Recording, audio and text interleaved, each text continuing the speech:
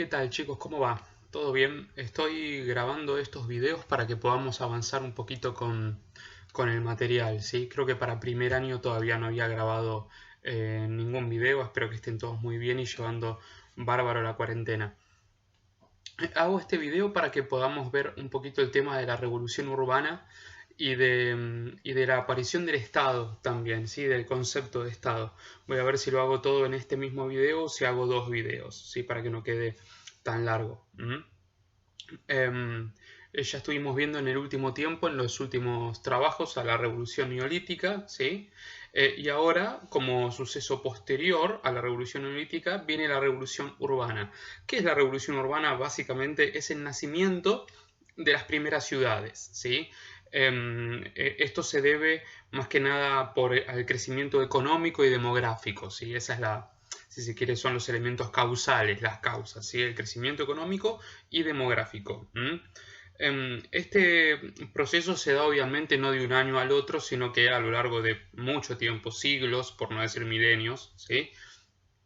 Pero podríamos decir que se consolida esta revolución urbana hacia el 7000 a.C. aproximadamente, ¿sí? Con la revolución urbana nacen las primeras ciudades, que son básicamente estructuras urbanas mucho más complejas a las aldeas, ¿sí? Con construcciones más sólidas, de mayor tamaño, ¿sí? Tienen espacios segmentados, por ejemplo, también, ¿sí? Recordemos que ya desde la revolución neolítica las sociedades se habían vuelto jefaturas, ¿sí? Y estaban jerárquicamente organizadas, ¿sí? Ya había personas que eran las que daban las órdenes y las que manejaban los recursos, y los demás, bueno, se dedicaban a trabajar para poder sostener esa estructura, ¿sí? Esto continúa y se acentúa con el nacimiento de las primeras ciudades, ya que justamente va a empezar a haber espacios segmentados, ¿sí? Por ejemplo, el palacio, que es donde viven los reyes o los dirigentes, los templos, ¿sí? Que es que son obviamente los lugares para orar, pero también los lugares en donde viven las autoridades religiosas, ¿sí? La sociedad es muy religiosa y la religión y el poder van a estar muy vinculadas desde el principio, ¿sí? De la humanidad prácticamente, ¿sí? Pero especialmente a partir de la revolución urbana. Los templos y los palacios tienen su propio sector, ¿sí? Tenemos otro sector para los cuarteles, tenemos otro sector para los graneros, para los talleres artesanales, ¿sí? Que son los lugares más importantes porque son fundamentales para la vida de civilizaciones que eran agrarias, ¿sí?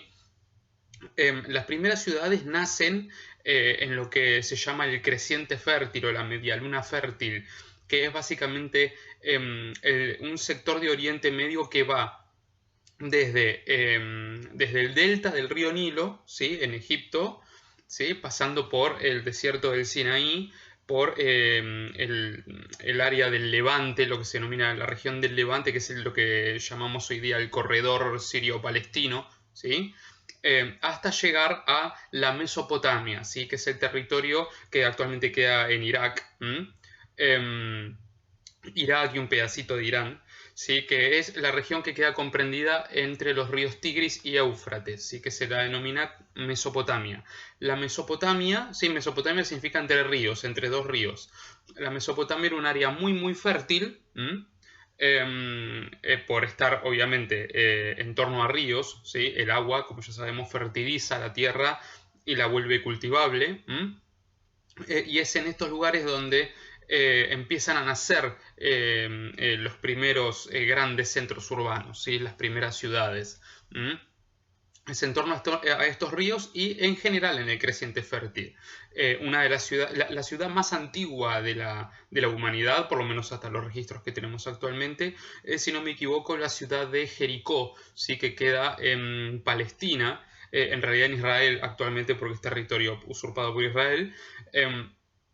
Pero que es mencionada en la Biblia y además se han hecho pruebas que se denominan carbono 14 que sirven para determinar la antigüedad digamos, de los cuerpos y de las edificaciones que se encuentran, ¿sí? De los restos, ya sea huesos o ya sea piedras que se utilizaron para construcción, etc. Y que determinan que la ciudad de Jericó tiene alrededor de 7.000 o 8.000 años de antigüedad. Es más, en sus partes más antiguas tiene alrededor de 10.000 años de antigüedad. Por lo cual, sí, es probablemente la ciudad más antigua, la primera ciudad que haya existido, ¿sí? Por lo menos de lo que tenemos registro hasta ahora. Como venía diciendo, en las ciudades hay zonas segmentadas, y que para las sociedades agrarias, digamos, las más importantes son los graneros, los talleres artesanales y donde viven las autoridades, ¿sí? Los templos, los palacios. Esas zonas, las zonas más importantes, las zonas que se consideraban vitales para las ciudades, están generalmente rodeadas de murallas o de fosos, ¿sí? Es decir, tanto murallas, paredes, para proteger el lugar de ataques, de posibles robos, de lo que fuere, o de fosos. ¿Qué es un foso? Es básicamente toda una línea es como una línea de pozos, básicamente como un pozo continuo, ¿sí? Que rodea al lugar y que generalmente se lo llenaba con agua o directamente se lo dejaba vacío para que la persona que se cayera por ahí se matara, ¿sí? O se quedara atrapada adentro, ¿sí? Como mínimo se lastimara, ¿sí? Servían como elementos disuasivos para posibles ladrones y de protección, digamos, de esos edificios, porque eran edificios en los que residían las autoridades y el templo y el palacio, las autoridades políticas y religiosas, y generalmente también solían haber grandes riquezas dentro de esos lugares, ¿sí? También se protegen así los graneros, los lugares donde se guarda gran cantidad de alimento en grano, ¿sí? Con los cuales la ciudad, de los cuales la ciudad depende. Y el resto de la población vive por fuera de estos sistemas defensivos, ¿sí? Y en caso de ataques o de guerra o de lo que fuere, si una ciudad empezaba a ser asaltada por otro pueblo o por lo que fuere, toda la gente se replegaba hacia el interior de esas zonas amuralladas, todos los que no peleaban al menos, para mantenerse protegidos ahí, poder defender mejor la ciudad y poder resistir. Y proteger el alimento y a los líderes, ¿de acuerdo? A diferencia de las aldeas, en las ciudades hay decenas de miles de habitantes, ¿sí? Hay mucha más gente que en las aldeas, por lo cual se vuelven necesarias obras de infraestructura para poder mantener funcional, digamos, a una aglomeración de gente tan grande.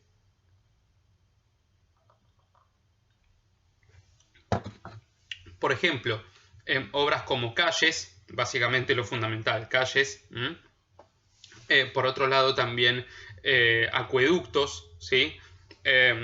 Acueductos es básicamente cuando se busca desviar el agua de los ríos de una forma artificial, digamos, una forma hecha por el hombre para poder vos dirigir el agua de los ríos, o parte al menos del agua de los ríos, hacia una posición concreta que vos quieras, ¿sí? Para riego, para alimentación de ganado, en caso de que tengas ganado, en fin, para que la gente pueda agarrar agua dulce de ahí, en fin, ¿sí? Desagües también, ¿sí? Si hay acueductos también tiene que haber desagües, zonas para arrojar desperdicios, ¿sí? Grandes cantidades de gente generan grandes cantidades de desperdicios, basura, ¿sí? Y había lugares también designados para eso, ¿sí? Empiezan a ver todas estas cosas que en las aldeas neolíticas no habían, ¿sí? Y antes mucho menos, ¿sí? Estas cosas diferencian mucho a una ciudad de una aldea, ¿sí? Ahora, las ciudades, por la gran cantidad de gente que tienen, y por, digamos, y por lo ricas que son en términos culturales, se fue desarrollando en ellas la matemática, la astronomía, que eran conocimientos que el hombre ya venía desarrollando ya de antes, pero que en las ciudades, en la vida de las ciudades, que a veces para algunos privilegiados se vuelve una vida un poco más cómoda la vida en la ciudad, se empieza a tener el tiempo para dedicarse mucho más al avance en el conocimiento de estos campos, ¿sí? La astronomía, ¿sí? La observación de los astros del cielo, ¿sí? La matemática y una de las más importantes de todas, o la más importante de todas, la escritura, ¿sí? Con la escritura comienza lo que nosotros denominamos historia antigua, o mejor dicho, la edad antigua. Mejor dicho, ¿sí? La edad antigua comienza con la escritura y la escritura comienza más o menos en paralelo, aparece más o menos en paralelo con la revolución urbana, ¿sí? Es a partir de la aparición de la escritura que tenemos la posibilidad de historiar justamente lo que va pasando en la sociedad, ¿sí? Y permitimos perpetuar en el tiempo nuestros conocimientos, dejar registro de nuestros problemas, de nuestras guerras, de nuestros descubrimientos, en fin, de todo tipo de elementos de interés que hacen a la vida del hombre, que hacen a la vida humana, ¿sí? Por lo cual a partir de acá hablamos de historia. ¿Sí? La historia comienza, recuerden siempre eso, chicos, la historia comienza con el nacimiento de la escritura. ¿Sí? Antes de la existencia de la escritura hablamos de prehistoria. ¿Sí? Generalmente cuando se habla de prehistoria es normal que la gente se imagine a los dinosaurios, piensen en los dinosaurios. Y si bien sí, si bien los dinosaurios pertenecen a la prehistoria, ¿sí? No pertenecen a la prehistoria humana, ¿sí? El hombre nunca convivió con los dinosaurios, por lo cual, bueno, hablamos de una prehistoria humana hasta el desarrollo de la escritura. Y con la aparición de la escritura comienza la historia, ¿sí? Cuya primera edad, su primera gran etapa, es la edad antigua. ¿Sí? Que comienza justamente la edad antigua hacia el 6000 o 7000 antes de Cristo, justamente, ¿sí? Casi en paralelo con la revolución urbana, como digo. Otro elemento de interés que es un gran desarrollo humano es la aparición del Estado, ¿sí? El Estado nace en paralelo también prácticamente a la revolución urbana y a la aparición de la escritura, ¿sí? El Estado, ¿por qué aparece? ¿Sí? El Estado, primero y principal, es una estructura que busca organizar política y socialmente a un determinado grupo humano para poder mejorar la convivencia. ¿Por qué? Porque al haber gran cantidad de gente, ¿sí? Una gran concentración demográfica en las ciudades, la convivencia se vuelve cada vez más difícil, ¿sí?